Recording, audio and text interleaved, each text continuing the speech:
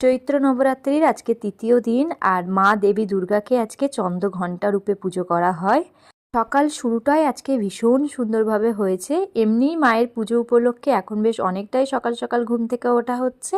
আর কাল সারা রাত যাবৎ বৃষ্টি হওয়ার কারণে আজকে সকালের ওয়েদারটা বেশ সুন্দর। এখনও ঝিরিঝিরি কিন্তু বৃষ্টি হচ্ছে।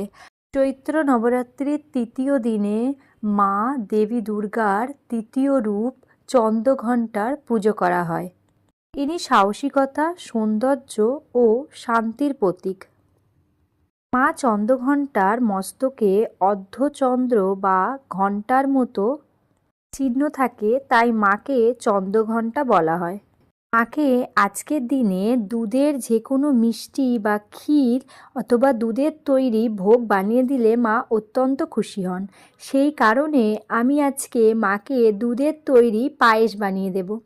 সেই জন্য আজকে আমি এখানে একটু পায়েস বানিয়েছিলাম।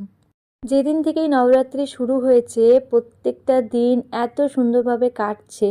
সকাল থেকে রাত পর্যন্ত মায়ের পুজো, মায়ের আরাধনা আর মায়ের ভজন কীর্তনের জন্য সবসময় ফোনের মধ্যে গান, দুর্গা চল্লিশা পাঠ এগুলো শুনতে যে কি ভালো লাগছে কি বলবো। আর আমার তারা মাকেও সুন্দর করে সাজিয়ে ভোগে কিন্তু মাকেও পায়েস দিয়েছিলাম। তারপর আমি মায়ের পুজো সেরে নিচ্ছিলাম একে একে আরতি করে, শাঁখ ঘণ্টা বাজিয়ে। এইভাবে প্রত্যেক দিনের শুরুটাও যেমন হচ্ছে, রাতে ঘুমোতে যাওয়ার আগেও মায়ের পুজো দিয়ে দিন শেষ হচ্ছে।